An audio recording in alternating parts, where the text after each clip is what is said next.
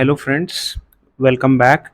And in today's video, we learn about some important modules offered by Spring Framework. So the first one is Spring AOP. So AOP stands for Aspect Oriented Programming. So it is used to separate cross-cutting concerns with actual business logic. Okay. So let's understand what is cross-cutting concern. Cross-cutting concern is like some common functionality which is required throughout the application at many places. For example, logging. Login is a common functionality which is required at lot of places in the application. Similarly, we have transaction management, transaction rollback and propagation. It is required in almost all the services where you are writing data to your database. So these are kind of some frequently occurring functionality which is repeatedly required at lot of places in your application. Okay, so in this AOP, what you do, you define point cuts and you define advice.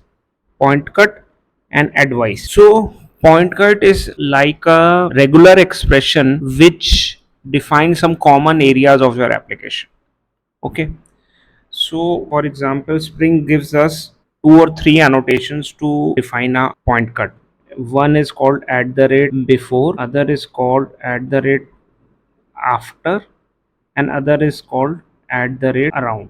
So how you define before is at the rate before, and in this you give an expression. You write execution and then you say star.com dot my package dot service dot star, then you give an inverted comma. So here what you are defining is, you are defining that this before starting of any method, this is the star symbolizes method name, this dot symbolizes argument, this star symbolizes class name, this symbolizes package name. Okay, so what you are saying is any method, because you have written star, so it applies to any method, with any arguments because you have placed double dot, under any class because you have placed star in the class name, with package name, here you have not placed star, you have defined a particular package. You could have also done simply execution and then curly brackets, round brackets, then star dot star dot for your method. Now this means any package name, any class name, any method name, any number of arguments. Here we are specifying a particular package name. So this defines your point cut, means the places where your advice will be applied. Now what will be your advice? Your advice can be logging or transaction management or whatever.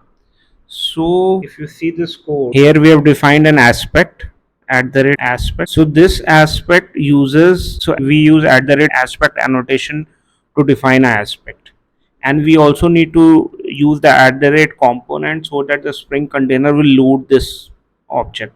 So you need to place both the annotations, aspect and component, and then we have defined a logging aspect. Now this logging aspect has a method log before. Okay, and this log before is doing a logging operation, so you can log anything that you want before the method is called.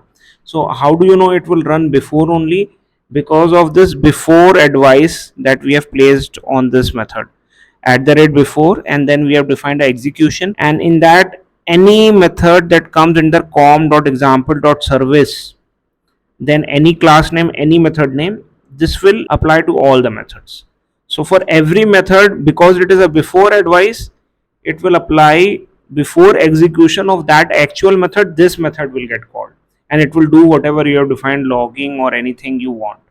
Okay, so similarly for this before, you could have also done after. In that case, the same expression will get picked up, but the logging will happen after the method has been executed because you are choosing an after advice.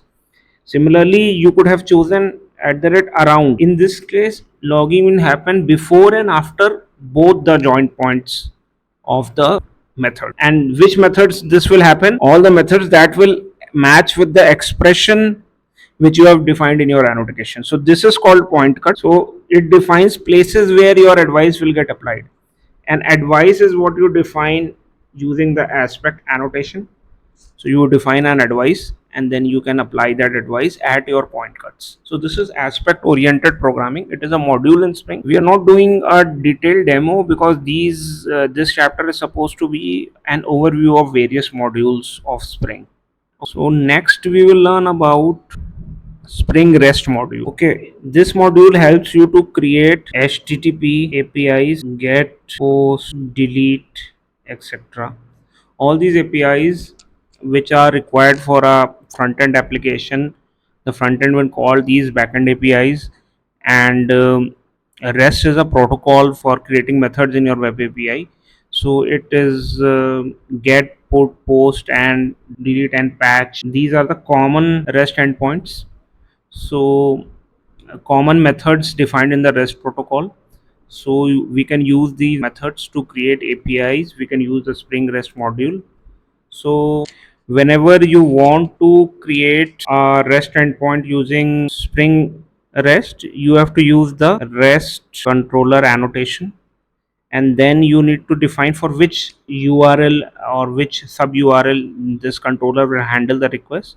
So you can use request mapping annotation. Inside this you need to give the actual URL. For example, you give API user and then you define your controller class, public class user controller, and then again if you want to create a get request, you need to call get mapping.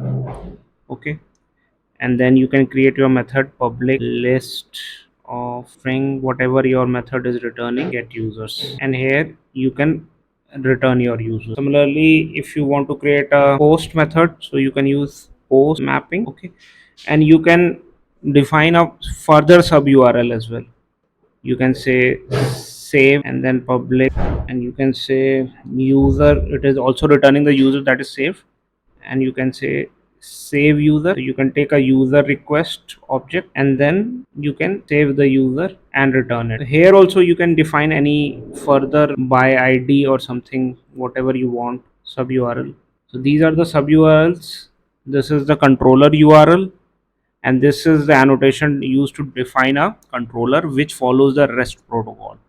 Okay, so this is the feature. These are the common annotations which is provided by Spring REST, and you can create controllers.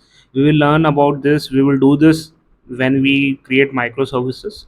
So this is kind of an overview right now. Next we will learn about Spring Batch. Okay, so this is used to automate large volume transactional job like reading a file, processing data, and saving to DB. Suppose you have a huge file, maybe you say 100 GB. You need to read it line by line, and then you need to process each line.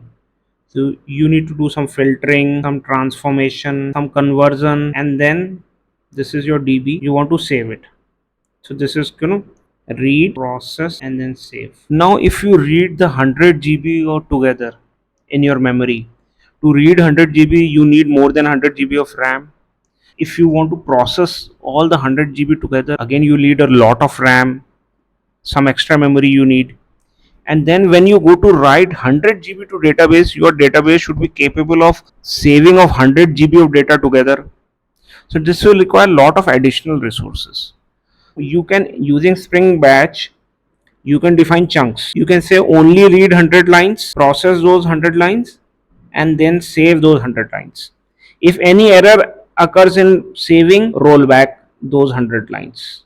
Okay, then read the next 100 lines, process the next 100 lines, then save the next 100 lines.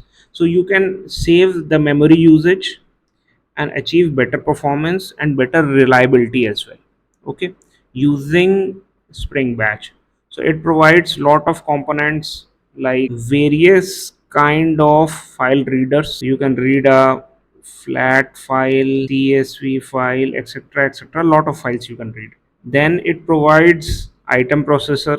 So each line you can process one by one. Okay, and then it provides item writer as well. So each line or a group of lines you can save one by one to DB.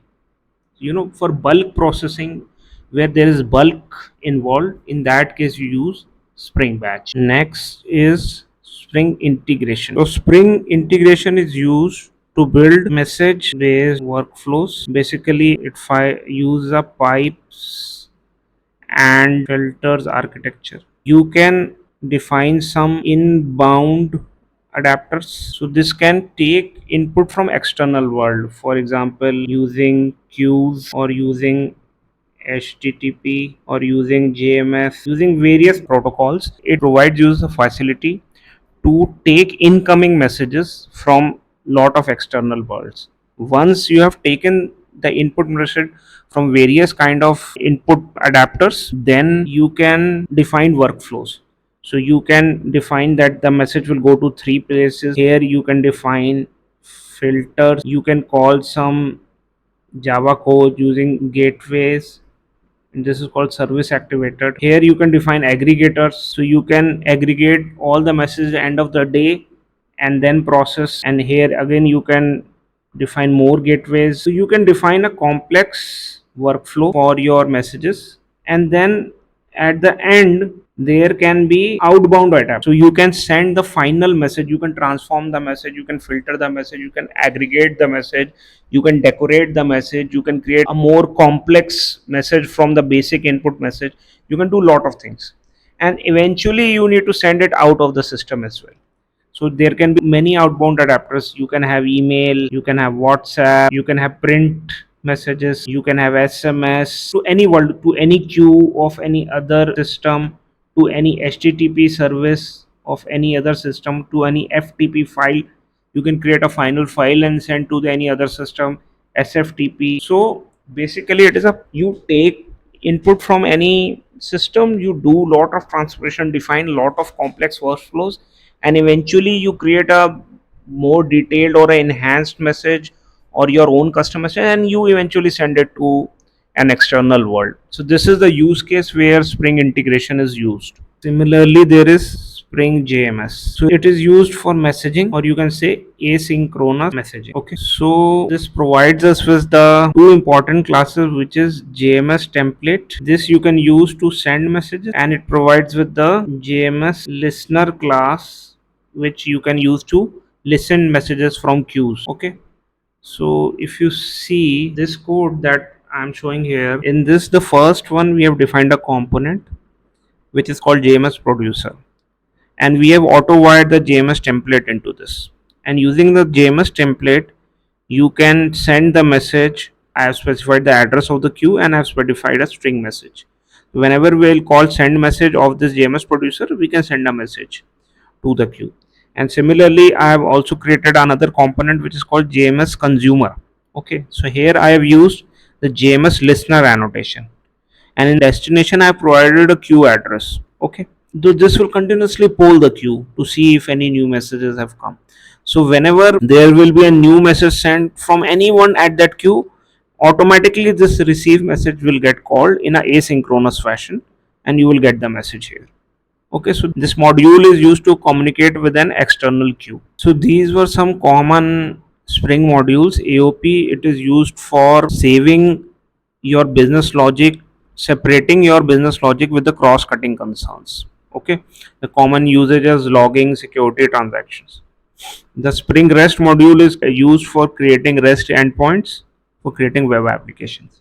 The batch module is used for bulk data processing. We have seen Spring integration used for flow-based messaging, defining a complex workflow of messaging. And JMS is a very simple module which is used for sending and receiving messages from a messaging queue.